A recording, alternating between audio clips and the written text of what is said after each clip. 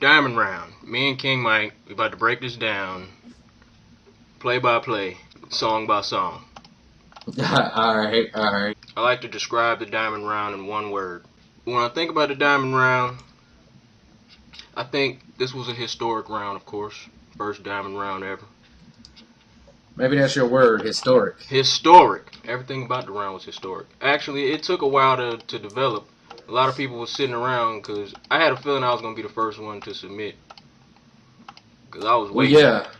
Well, yeah. I mean, shit, I always take time with mine anyway. Like, you and I have talked about my process, and you know, I tell you that no matter when the deadline is, I'm always, like, tweaking and changing stuff right up to the deadline. So, yep. You know, the song may be done, written, and recorded 3 or 4 days ago. I'm still changing stuff. That's a big part of anything is your process. Is really getting to know what your process is and, like, you know, what works for you.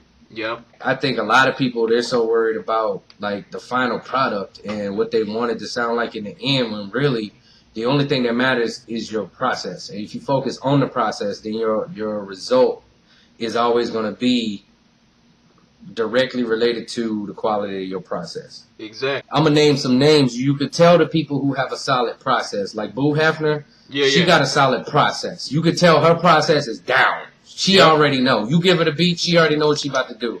And it's just up to her to just do it. She got a process. I know Pete's still working on his process, but it's getting a hell of a lot better.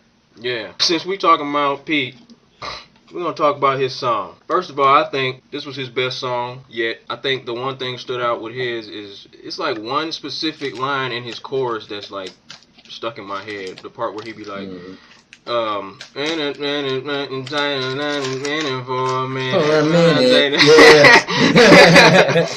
That's the part that got stuck. I had to mix that shit, so you know, that shit really got stuck in my head. Yeah. Was I be grinning?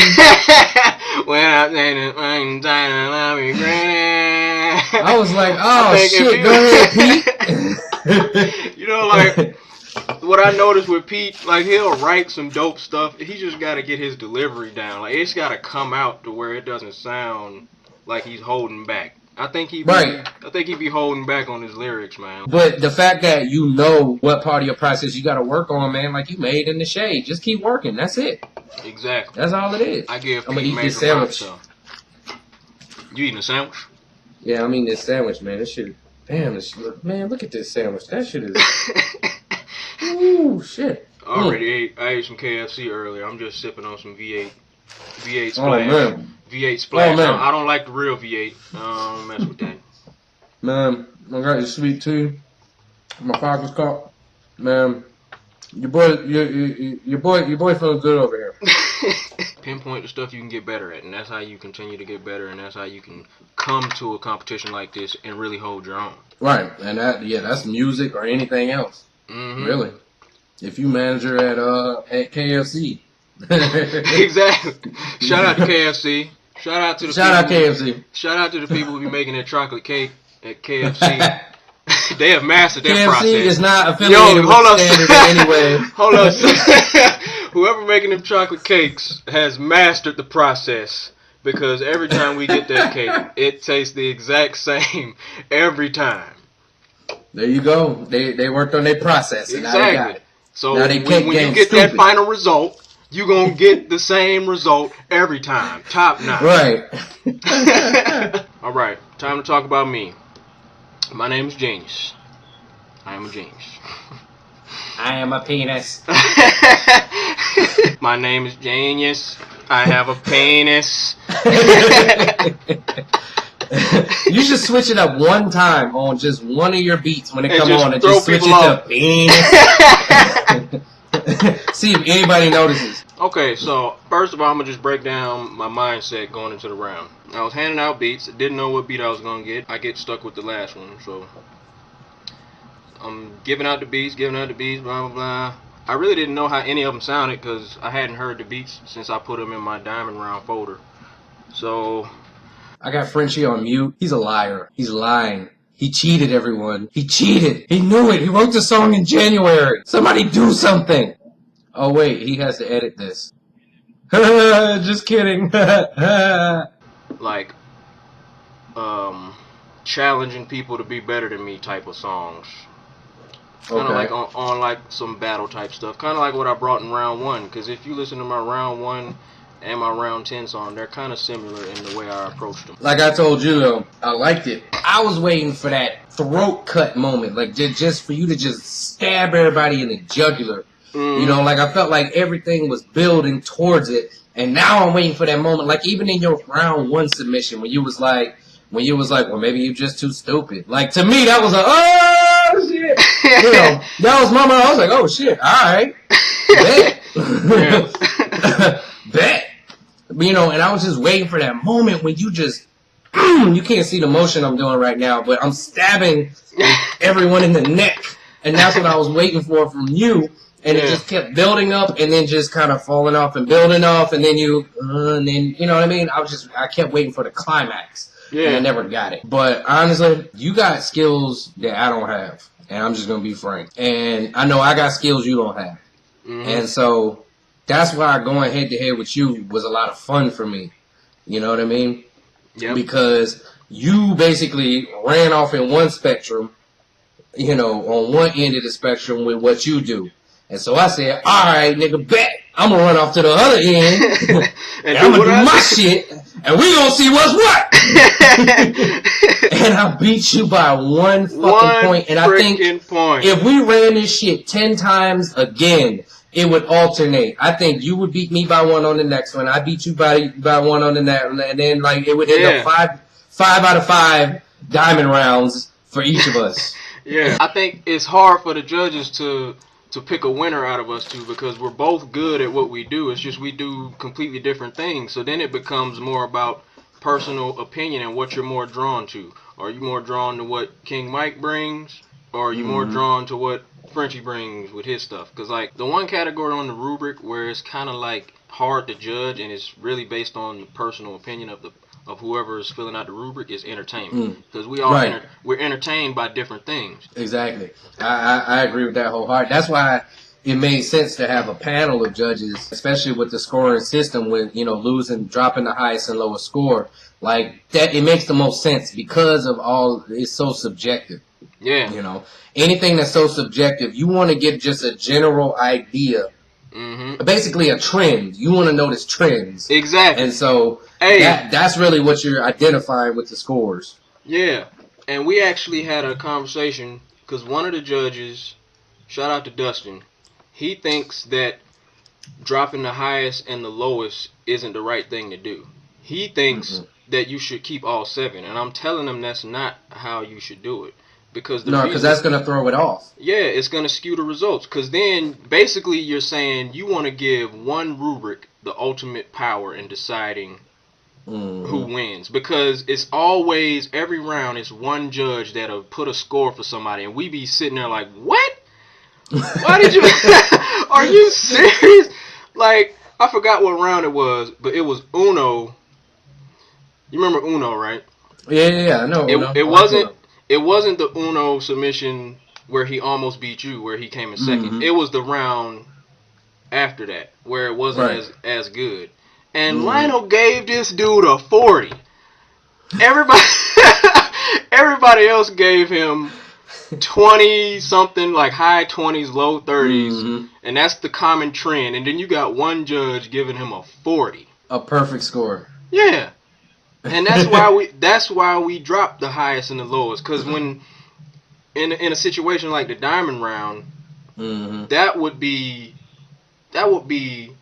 especially later down the line when the rewards are bigger, when people are winning like more money for placing. Like you got to make sure the system is fair. And if one judge giving you a super low score or super high score keeps you from winning, you're gonna be pissed off. Exactly. All you're doing is you want that meat. That's why everything you see, you know, whenever they talk about measuring something, it's always a median. They talk about your median score, your median average. Like, they want to know the trend. Like, the little anomalies on the end don't matter. They just want to know what the meat and potatoes, and I know I said that earlier, but I'm hungry. You got to give me, we did this right at dinner time. And so, the meat and potatoes. Where the sandwich at, though? Where the sandwich at? You already shout out to the sandwich. Let's get the sandwich. I'm about halfway through this bitch. Look at that. That's a big booty sandwich. I got spinach, onions, I got peppers, and man, this is a dope ass sandwich. This time you got too much going on that sandwich, bro. You can have that. You can have that. Man, just give me my ham, cheese, lettuce, maybe some tomatoes if I'm feeling like it.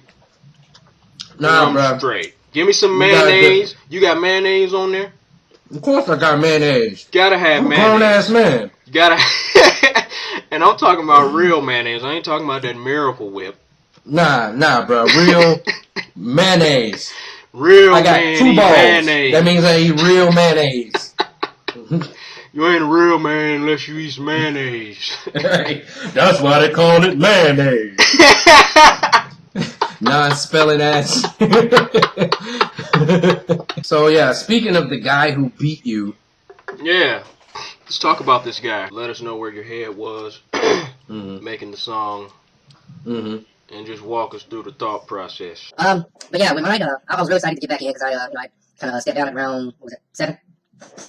Yeah, I stepped down around 7 to work on some other stuff, and I was missing it, and so I was excited to get back in. I was excited to hear my beat. I was excited with who I was competing with. So it was just kind of adrenaline going, and I like the blind pick. I know I wasn't very popular with some other people, but I liked it. But I would have liked picking my own producer too. I mean, either way, it doesn't matter to me. I like it too, and it takes away a lot of excuses.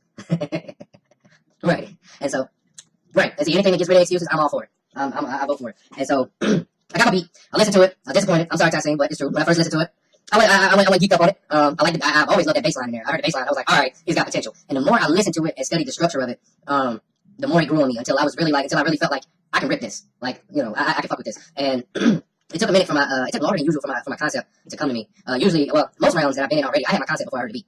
Or I had a concept in mind that I had to tweak once I heard it to fit the beat. But I pretty much already knew what concept I wanted. But this one I didn't. So it took me about a day or two to even get my concept before it started coming to me. And that's when I got the whole, shut the fuck up and like, because like, I mean, at the beginning, you can hear from the beginning, it's like, sometimes that's how it is with, voices just cluttered up in your head and everybody saying this and saying that. And sometimes it's just like, goddamn, like, just make the music or enjoy the music or whatever your role and position is here. Just do that and stop with all the, chest beating and dick measuring and all that.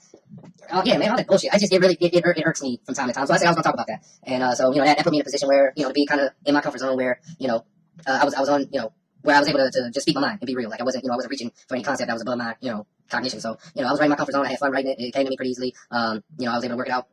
Process went well, and I felt good about it. I will say, like I told Frenchie, at the end of the song, I had more content that I couldn't fit into the song than any other song in the standard. Like I always have like leftovers, what I call bones. Like I always have bones at the end of the song, but this one was like a pile of fucking bones. Like it was crazy how much shit I could make probably 2 other songs with all the bones I have left from doing this one. Like it's tons of stuff. So that was weird, but where I don't know how to word this. Because I was like, I knew I was gonna be because it's not always like that. No, but it's not like that. I don't want to say it like that because it's not like that. You know what I mean? It's not like that. But like I said, I guess you could say that my I was nowhere near as confident or as certain. Right. It was nowhere near the same confidence. But because I mean, when I heard the other submissions, we all posted pretty much at the same time, and in fact, I even went back and listened to Frenchie since it had been a minute, and I was just like, I don't know. Like I don't know. Like I don't know who's gonna win. I don't know what direction it's gonna go in. And honestly, I ain't mad either way. And it was like, I mean, of course nobody wants to lose, and I'm competitive myself. But honestly, to get beat by anybody, and even the guys that didn't submit, like if y'all had submitted, I don't think I would have been mad if y'all had won either. And the only way I would be mad is if I was in last place, and then that's something to be fucking pissed at. So right. The last time I submitted was a 3-peat, and y'all was sitting at the bottom. Oh, that's it. Oh, that's all.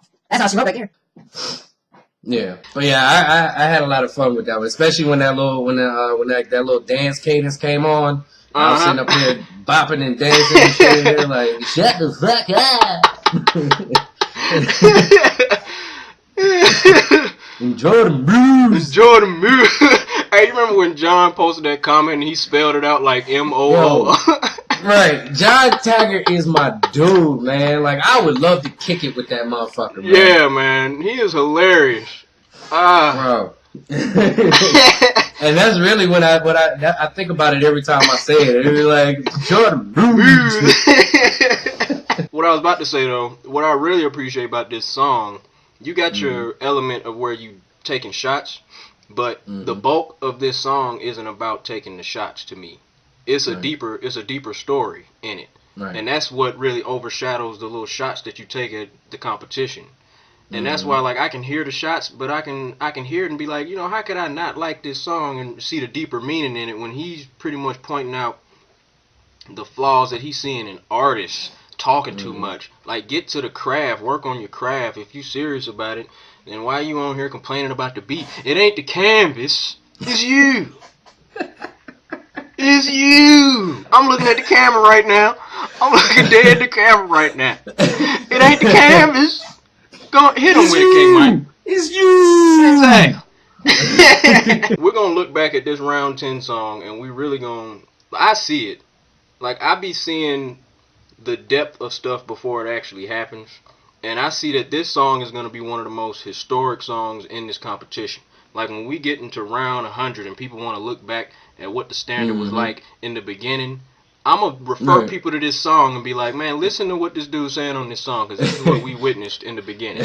Like, yes, back in our day, when the standard first started, you little niggas can't rap. But see, like, the stuff that we seeing early on in the competition, we're not going to have to worry about seeing this stuff later on, because as this competition keeps going, it's going to get more and more legit. The artists are going to come in and take it more and more serious. We're not going to have artists coming in taking it for granted. Yeah, I agree. First diamond round ever. Props to King Mike for winning round 10. Thank you for everybody who's listening. Yeah. And for all the support. Hey, shout out to all the... Hey, hold on. We gotta definitely shout out all the producers. Sometimes I forget to shout out the producers. Like, last round I forgot to shout out Ola. Is that how you pronounce her name? Ola? Or is it Ola? I think it's Ola. Ola? Alright. Shout out to her since I forgot to shout her out in the last video. Shout out to all the producers who donate beats to this competition. They are a very important piece, because if we ain't got beats, what we gonna rap and sing on, man?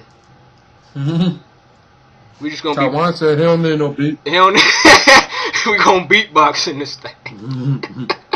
Shout out to all the people in the audience who take time to leave honest feedback. We need more brutally honest people in the standard. That's really what makes this competition special. Shout out to all the artists who take their craft seriously. It's not the canvas. It's not the sandwich. It's you. It's you. That's gonna be the quote of this video. It ain't the canvas, it's you. It ain't the canvas. It ain't the canvas, man. You won't blame the canvas high. You can't just sit back and eat a sandwich high. But you steady thinking you doing lyrical damage high. Yeah, we'll see you in round 20, King Mike. Actually, we'll see you in round 11 too, because you're in round 11. Yes, you will, sir. And we'll probably see you in a bunch of other rounds in the second deck. Did you know we're calling the 10 round periods decks? So we're done with... I did know that. Yeah. Kind of like, I just chopped the word decade and I put deck. It's easy to say, and... It also denotes levels. Yeah, it denotes levels. So we're done with the first level, first deck. We made history. We're going to be able to look back and be like, yo, we was part of that first deck. And that's awesome. Now we're on to the second deck. This one should be better than the last one. And I'll make sure that I'll let y'all see all the cool free shit I got. Oh, yeah. You got to take pictures of that. Definitely going to be putting on for all the corporate sponsors.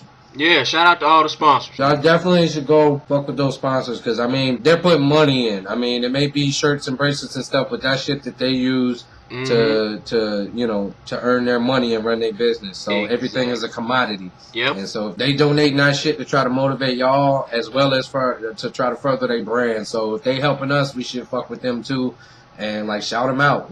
Fuck with them. Exactly. Put them out there. But yeah, we're out this thing, y'all. My name is Genius. I am a genius, and that's King Mike. Salute. Yeah, I just did did your salute on the. I just did my salute. You do your salute on the left side or the right side? It don't even matter, bro. You do the right hand now. Do the right hand. Put it all out there for ya. Bear it out just to show you how I feel.